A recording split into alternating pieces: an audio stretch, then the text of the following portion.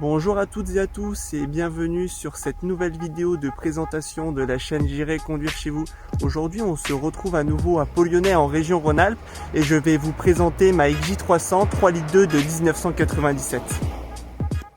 Nous nous retrouvons aujourd'hui en région rurale à environ 15 minutes de Lyon, ville que vous pouvez apercevoir au loin. La météo n'est pas forcément de la partie aujourd'hui, mais nous évitons de justesse les gouttes. Aujourd'hui, je vais vous présenter cette belle XJ300 modèle 3,2 litres de 1997 équipée du moteur AJ16 qui est l'évolution du moteur AJ6 que vous avez pu découvrir en partie sur la vidéo de présentation de ma XJ40.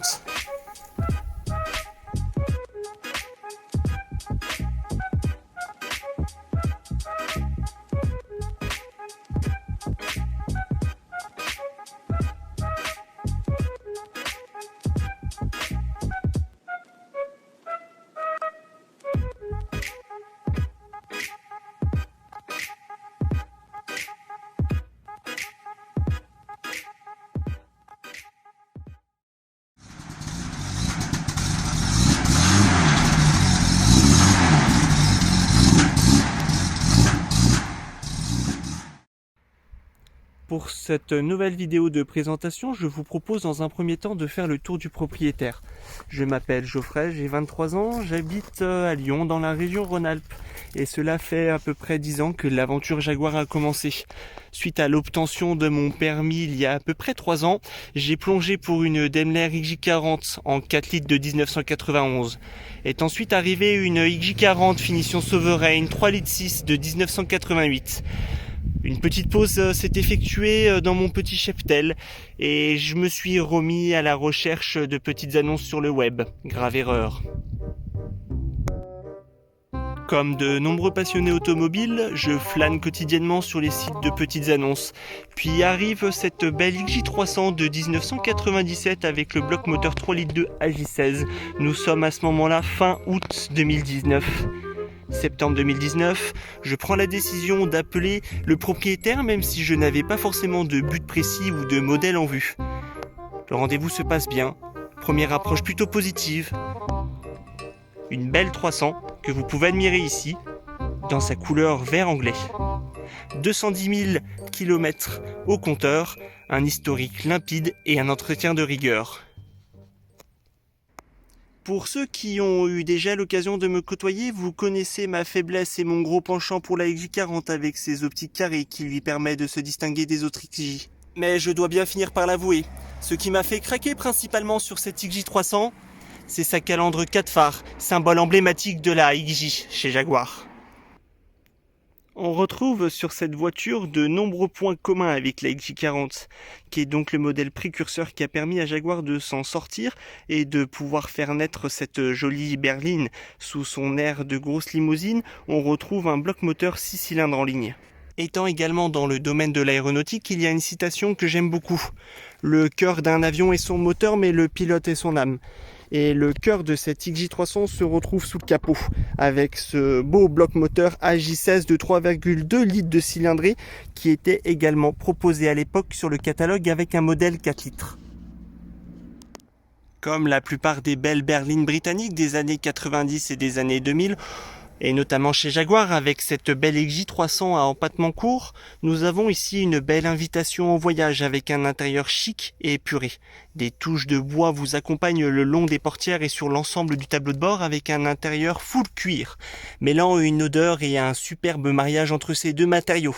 Je vous rassure, un arbre magique n'arrivera jamais à l'égalité de cette alliance. Je vous convie dès à présent à un essai routier à bord de cette belle berline.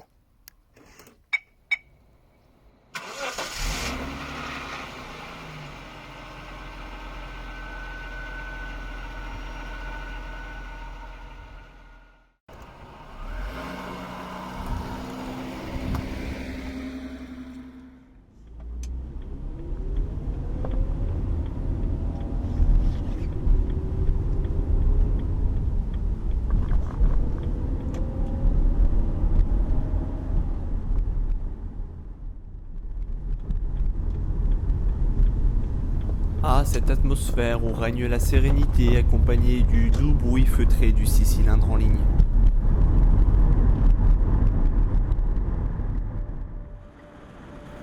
La X300 se glisse entre la XJ40, digne successeuse des XJ6 des 70s, et juste avant la X308 avec son V8 qui évoluera vers les plus contemporaines XJ8. Donc voilà, la X300 est dans la lignée des grosses berlines de Coventry, incontournable porte-drapeau pour les business empressés de la City ou les familles british aisées. La finition se donne alors les moyens de plaire à son public, encore plus à la fin des 90s, quand le premium semble définitivement échapper à l'Angleterre pour glisser du côté de l'Allemagne. Suite au lancement de la XJ40 en 86, la XJ300 renouvelle le genre de la XJ6 XJ12 avec un style en rupture avec sa devancière, tout en préservant l'identité Jaguar. Ford, alors devenu propriétaire en 1990 du félin britannique, il décide de conjuguer tradition et modernité en lançant une nouvelle grande berline cœur de la gamme Jaguar. C'est en 1994 qu'est lancée la nouvelle XJ en 3 versions, X300, sous les noms de XJ6 ou encore Daimler 6 doté du 6 cylindres en ligne à J16 dérivé de la J6 de l'XJ40, allant de 3,2 litres de 119 chevaux à 4 litres de 149 chevaux. La X305 sous les noms de XJ12 ou encore Daimler 6 doté du fameux V12 de 6 litres 318 chevaux. Et pour terminer, la version survitaminée, la X306 sous le nom de la XJR 4 litres supercharged, dotée du 6 en ligne à J16 porté à ce moment-là à 326 chevaux.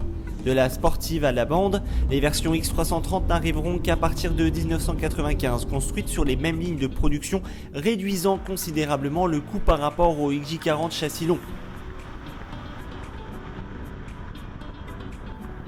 Le riche équipement comprend donc climatisation automatique, moquette et sur-tapis optionnel en poil de mouton, cuir et bois partout, boîte automatique à 4 rapports ou encore boîte manuelle Getrag à 5 rapports. Que ce soit en version de base, Sovereign, Sport, XJR, XJ12 ou encore Daimler 6, 6 ou encore Vandenplas pour le continent américain, bien entendu la tradition Jaguar est perpétuée à l'intérieur. On reste avec plus ou moins de détails, options ou profusion dans un salon anglais. Et je pense que c'est bien cela qui compte. De toute façon, on est en présence d'un vrai tapis roulant fait pour bouffer les kilomètres et pour cruiser, plutôt que de s'attaquer dans les virages des petites routes de campagne.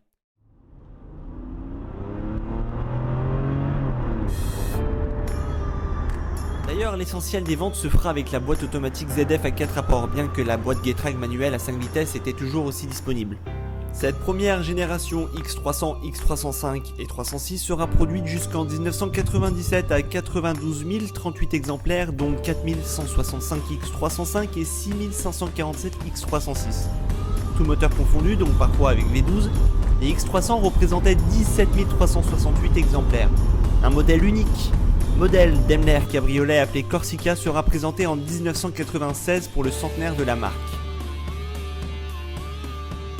Les consommations annoncées par le constructeur Jaguar sont de 12 litres sur autoroute avec une moyenne d'environ 14 litres, une autonomie sur autoroute de 618 km avec un réservoir offrant une capacité de 86 litres d'essence.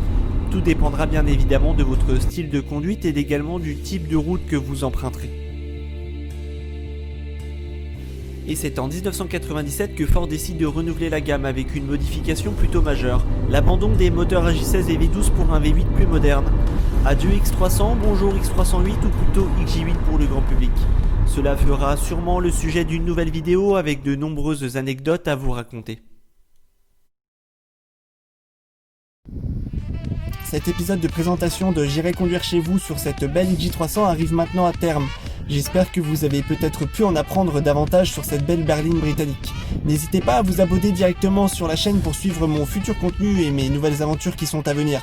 Vous pouvez également me retrouver sur mon groupe Facebook Jaguar d'hier et d'aujourd'hui. A très bientôt.